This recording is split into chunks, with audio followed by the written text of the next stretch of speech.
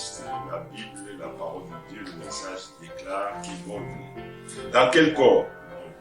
Ils vont revenir dans des corps glorifiés.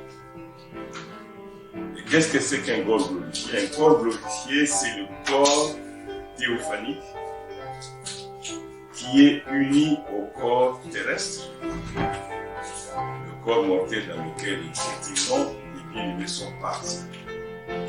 Et cette union, elle est totale, sauf que ce corps terrestre identique à celui qui est parti sera sans corruption.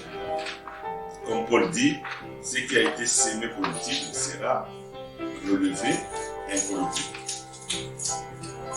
Et une autre chose qui a été amenée par la révélation du temps de la fin, par le messager du temps de la fin, c'est que comme Abraham a été rajeuni, ainsi ces corps-là, ceux qui étaient endormis en Christ quand ils reviennent, ces corps sont aussi des corps rajeunis.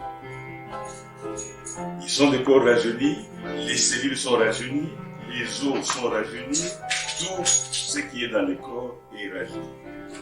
Et nous aurons l'image ou la photo comme quand nous avions 19-20 ans, c'est-à-dire jeunes. L'époux céleste, qui est notre Seigneur Jésus-Christ, aura toujours sa forme, son physique, dans son corps glorifié, à l'âge de 30 ans. Okay? Et l'épouse aura un âge de 19-20 ans. Rajeuni. Mais c'est les mêmes têtes, le même visage, comme vos photos à 19-20 ans. Okay? Et dans certains messages, le prophète dit 18, 19 ans, 20 ans. Okay? Donc c'est toujours la jeunesse. Et ces corps glorifiés ont une capacité, une propriété particulière. C'est des corps qui mangent et c'est des corps qui boivent. Mais ils sont préparés pour le souper de noces. C'est pour aller manger au souper de noces. Et nous irons boire au souper de noces, manger au souper de noces avec le Seigneur. Okay. Ceux qui sont ressuscités, ceux qui étaient morts en Christ et qui sont ressuscités, alors ils seront unis avec nous, les vivants, qui sont restés. Donc il y a un reste de ceux qui sont vivants, un reste qui va s'unir à ceux qui sont restés dans le monde. Parce que tous ne mourront pas. Donc tous ne passent pas par la mort. Nous avons la vérité qui nous dit dans la parole qu'un reste va demeurer, qui ne mourra pas. Dieu ne va pas attendre que chaque personne meure. Parce que s'il attend que chaque personne meure, il y en a qui vont être encore nés. Et quand ils sont nés, il va attendre que cela grandisse et qu'ils meurent aussi. Non. Quand l'horloge de Dieu va sonner, Dieu va déclarer la fin. À ce moment-là, à cet instant-là, le processus va se déclencher. Les morts ressusciteront, ceux qui étaient en Christ. Ils seront habillés de cette robe, c'est-à-dire de ce corps glorifié. Nous, les vivants qui sommes restés, donc le petit nombre des restes, nous serons changés en un instant, en un clin d'œil. Nous passerons de ces corps terrestres mortels à des corps glorifiés directement. C'est-à-dire engloutissant et nos théophanies et nos corps terrestres dans un corps glorifié. Donc ceux qui sont ceux qui seront vivants, ils n'auront pas de corps théophaniques. C'est seulement les morts qui vont avec des corps théophaniques. Les morts sont déjà, nous parlons ici, ils sont déjà dans les corps théophaniques. Oui. Ils attendent que de ces corps théophaniques, ils puissent se joindre les corps terrestres, d'accord, pour qu'ils puissent être en mesure de manger et de boire et d'être prêts pour le souper de noces. Dans l'état actuel, ils sont incapables. D'accord? Nous sommes dans des corps terrestres, mortels pour l'instant. Oui, madame parle aussi. Nos théophanies, le corps céleste et le corps théophanique, c'est la même chose. Okay? Les corps théophaniques et les corps... Quand on parle des corps glorifiés, on peut dire que ce sont des corps terrestres qui ont été glorifiés. Ok? Un corps terrestre qui n'a plus de corruption, Dieu va ôter la corruption. Dieu va rajeunir ce corps et il va l'unir à sa théophanie. Cela va produire un corps glorifié. Automatiquement, les deux groupes se joignent ensemble et ils communient ensemble. Et le prophète dit, c'est pendant ce moment-là que Jésus va laisser l'Église, l'épouse, fraterniser, se reconnaître, s'embrasser, se congratuler, faire tout pendant 30-40 jours. En réalité, c'est 40 jours. Parce que le type, c'est 40 jours. Ok? Voilà. Donc, ça, c'est quelque chose de très important. Ceux qui sont morts en dernier, vont ressusciter les premiers. Et ils seront reconnus plus facilement par ceux qui sont vivants. Parce qu'ils sont de la même génération. Ok? Et de cette génération, il y aura une autre vague qui va venir. Et ceux de cette génération, les premiers là, de la génération qui vont ressusciter, ils vont reconnaître ceux de la génération d'avant. Oui, ça c'est en recul. Okay? Les derniers seront les premiers. Et les premiers seront les derniers. Mais ils vont se reconnaître chacun parce qu'ils sont dans une même saison. Okay? Ceux qui étaient dans la saison de Pierre, de Paul, ils vont se reconnaître. Okay? Mais il y a une transition. Il y a une transition qui va se faire entre cette génération-là et la génération qui va suivre. Il y en a toujours qui reconnaissent ceux qui disent, bon, ils ont passé un peu la limite là, ils voient les autres.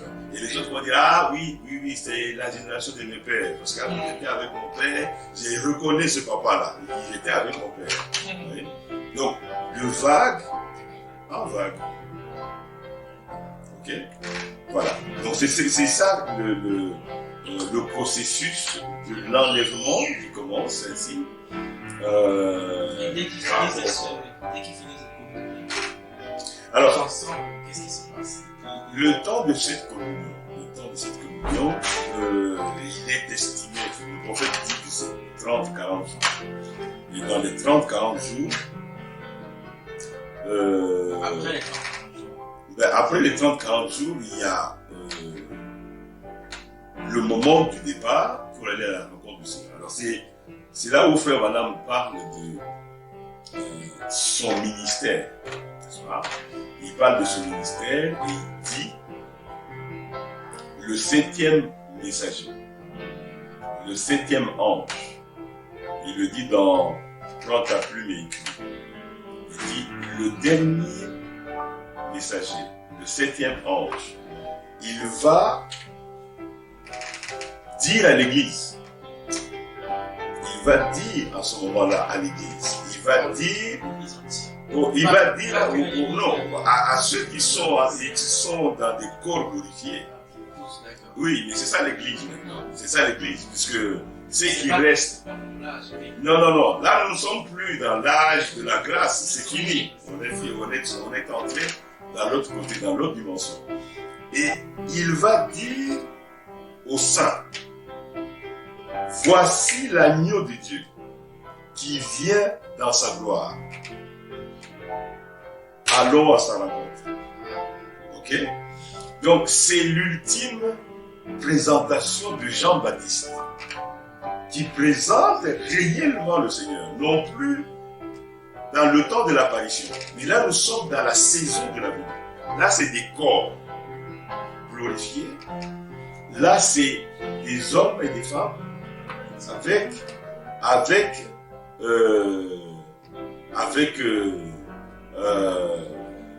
avec les cheveux avec les corps, avec tout ce qu'il faut pour pouvoir accomplir tout le processus. Donc, ce qu'il faut regarder là, c'est des éléments précis.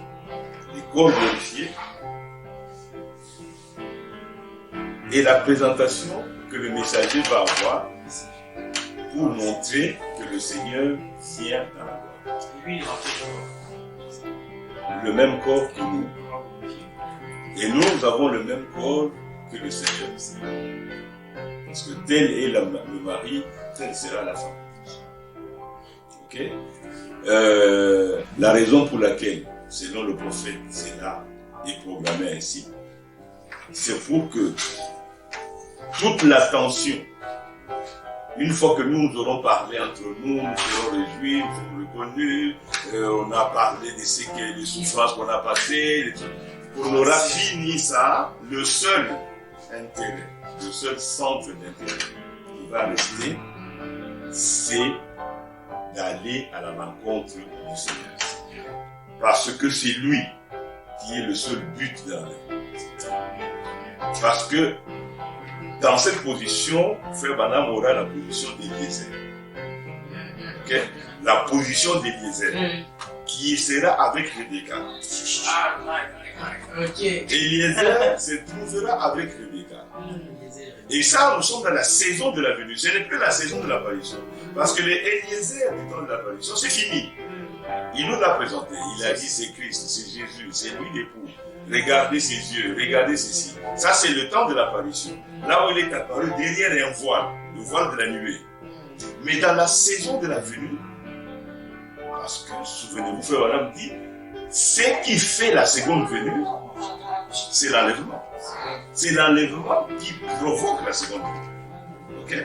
Donc, comme l'enlèvement provoque la seconde venue, tant qu'il n'y a pas d'enlèvement, il n'y a pas encore de seconde venue. Bon, maintenant, quand nous entrons dans les changements des corps, nous sommes entrés dans l'enlèvement. Parce que quelqu'un qui a le corps changé n'a pas d'autre issue possible que l'enlèvement.